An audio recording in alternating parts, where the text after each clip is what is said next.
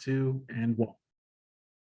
Hello, everyone, and welcome back once again to the Great Scott podcast. Today, I'm joined by comedian Mr. Josh Blue. How's it going, Josh? What's up, man? Doing well. How is life ever since AGT been? Man, it's been fun, man. It's nice to get a good kick in the pants again in the old career, and just been touring all over. Absolutely. Well, I hope you come to Kansas City soon. Yeah, man, you just missed me, bro. I was there like a month and a half ago. Oh, no way, man. Yeah.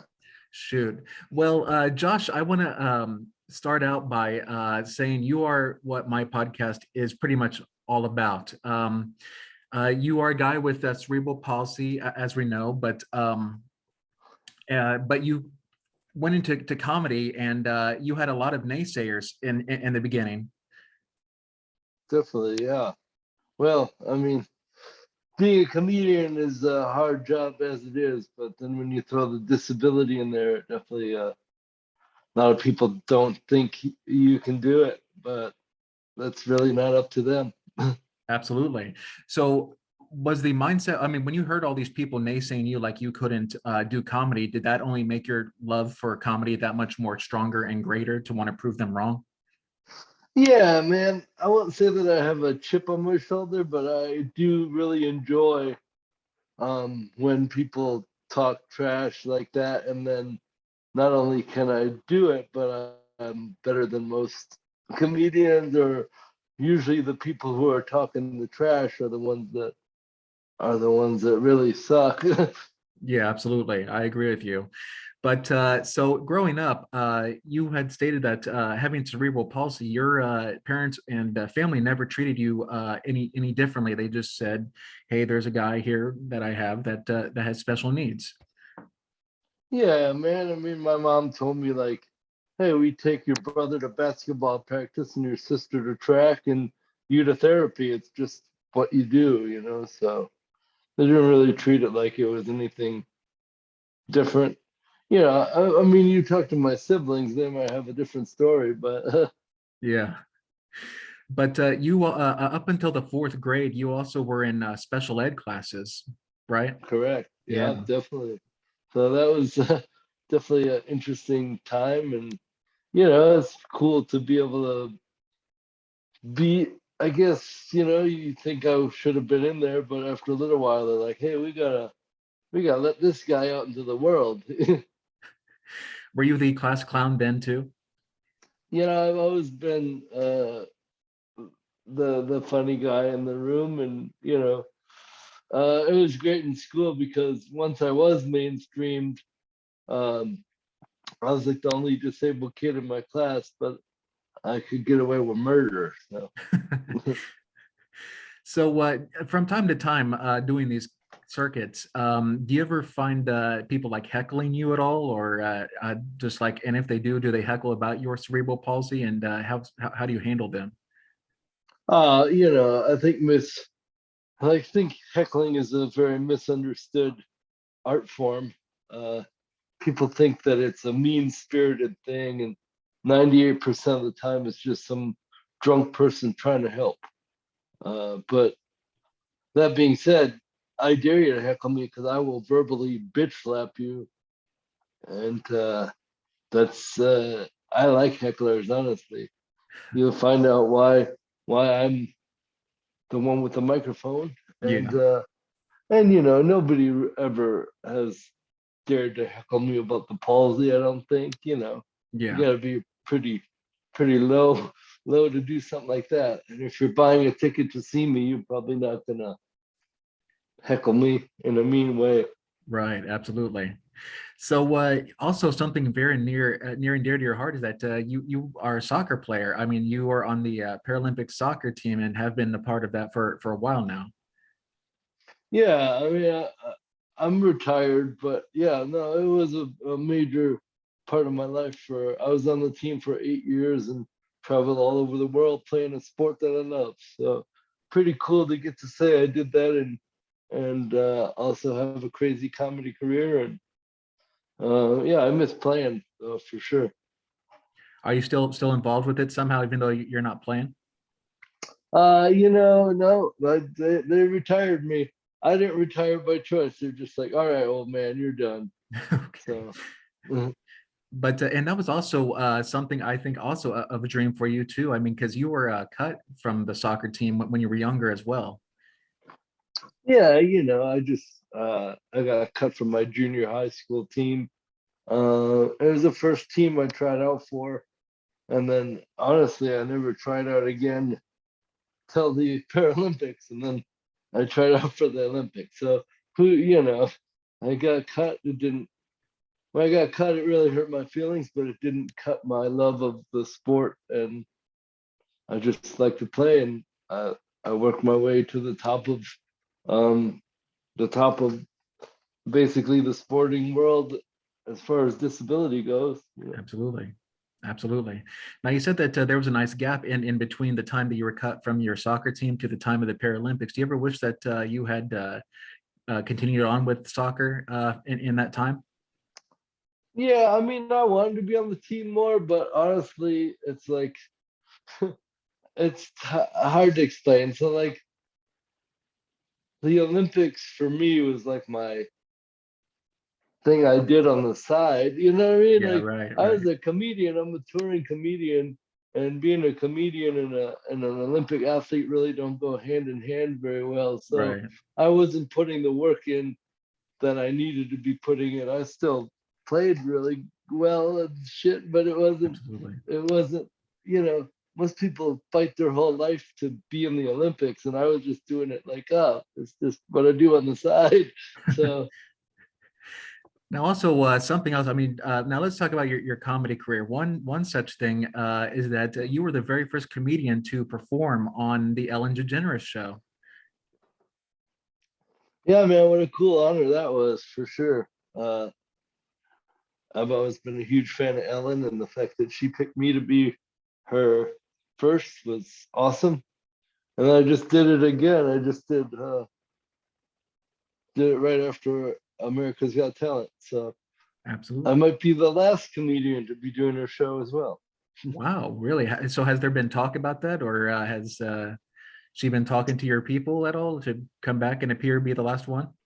Well, I mean, I already performed, so she doesn't have comics very often. So I might just be the last one by chance. Yeah, absolutely. Be Absolutely. pretty cool, weird little accomplishment. So she's ending where she started out with you being the first and the last. Pretty Absolutely. cool. Absolutely. Well, so America's Got Talent is not the only competition show that you've gotten to be on too. I mean, you were on Last Comic Standing as well Yeah, I won that in '06. in 2006. So and that's what really elevated your comedy career. Yeah, definitely, man. It changed everything. I'm just been rocking the road for 16 years or whatever, a long time, just doing comedy, and now hit AGT jackpot and got third, which is the perfect place for me because I can tour on my own and I don't have to be stuck in Vegas or you know Yeah, I absolutely. feel like I really got lucky. We had Ryan Nymiller come on one time, and he said, which is still true, no comedian has ever won America's Got Talent. And by now, I think that he also said that I don't think a comedian, if not by now, is ever going to win AGT. Yeah, I mean, I was planning on winning, but I guess people like magic better. Uh, I know, I know, I know. Aren't there enough magicians already? yeah, I've never been more disgraced in my whole career than losing to a magician, but people like to be tricked. Ryan They also don't said like, Brian yeah. also said that people kind of, as far as audience goes, they kind of tend to go behind what Simon Cowell says. Yeah, I mean, they definitely persuade the audience to go the way they want to. And Simon's the guy That's that knows the least about comedy too. Yeah, I mean, I thought he got all my shit, so that was cool. True. True. So going leading up to the America's Got Talent, how was it that you prepared for that, and were there any nerves involved? Just a steady regimen of drinking and partying. Just man, here's the thing. I really put very little effort into anything I do. uh, like I said, I was doing the Olympics on the side. I've never, I don't really write my material down. I don't do much to prepare. Uh, I always said if I ever like put some effort into this, I might be really good. I True. just, it's just a weird thing. I'm just like, I have this natural gift to do stand up. I don't, like I said, I don't practice or prepare anything. Obviously, with the TV show, you got to know what you're going to say and stuff like that. They want you to write it all down, and they can't take chances. But I just tell them, hey, trust me, just trust me. I'm not going to mess this up for you. So when you go up on stage, it's just straight up you and you you, if I can say the word right, improvising. There we go. Apparently that's a tough word to say. So you just go up there and do the improv. Yeah, I mean, well, obviously, I know I have a bunch of jokes that I'm going to do, and I just have them all in my head. And then from there, I just put whatever joke out seems right at the time. And Now you that also, leads, yeah, oh, go well, ahead. that just leads to it being a more spontaneous show than something that is being recited. Absolutely, I agree with you. I mean, I see too many comedians like that. They just kind of like recite their act pretty much, Right, right, like what right. you're saying. Absolutely. So there's also you say that throughout your career, your biggest success has been 7 more days in dunk tank. Now is that In the still tank. true, even though coming off of AGT? Yeah, I don't know where. I mean, I don't know what you read that on. We should definitely change that. That's probably my least. Uh, I mean, I have 5 albums out now. That's probably the worst one. So, every special I put out is better than the last, in my humble opinion. I feel like I'm just becoming a better and better comic. So, um, my latest special, Broccoli, is on Delete, right? It's in Delete. So I have no, 4 specials on Amazon right now. Delete, Broccoli, uh, I think 7 more days in the tank, and what's the other one? Sticky Change.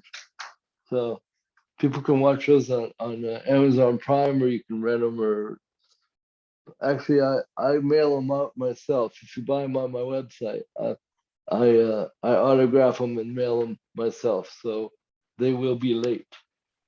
I will put the link down below when I go to post this interview. But Awesome, thanks. there's also one other thing that I wanted to ask you about. You're working on your autobiography, the Palsy Punch. Yeah, I mean it's coming along. I'm at an end point. We took it to editor, and they're just like, it's hard to sell autobiographies. So they weren't impressed, but I'm gonna publish it anyway. It took me a Absolutely. long damn time to do it. So uh I feel I feel good, it's cool to be at that stage in a book. I'd just like to get it off my plate, honestly. Absolutely. Start the next project. Absolutely. So, Josh, I have many friends. When I told them that you were coming on the podcast, they got really excited. But what advice do you give to aspiring comedians? Because I have many friends, and even me. I mean, I've been doing stand up myself for about 2.5 years now. But what advice do you give to aspiring comedians? Yeah, most of the time what I tell people is don't even bother because I got this shit covered. Just kidding, man. I always tell people to go to as many comedy shows as possible. So if you're trying to be a comic, you need to immerse yourself in the comedy scene and try to, embed yourself at a comedy club, your local club, make friends with the staff, and then just go to every freaking show you can and see what that looks like, see what the machine of a comedy club looks like, who has the say, who has the power. You know, there's a lot more to stand-up comedy than being funny, which is, you know, surprisingly like third on the list of things you need to be able to do. Absolutely. I think that people also may not realize that this is also a business, that Yeah, I there's a mean, business side to all this too. definitely. Yeah, I mean, if you can make the clubs happy, then they're going to invite you back and keep it Absolutely. going. Yeah. Absolutely. Well, Josh, I want to thank you so much for your time, sir. Much continued success to you. Well, thanks for having me on, man. Thank you so Appreciate it. much.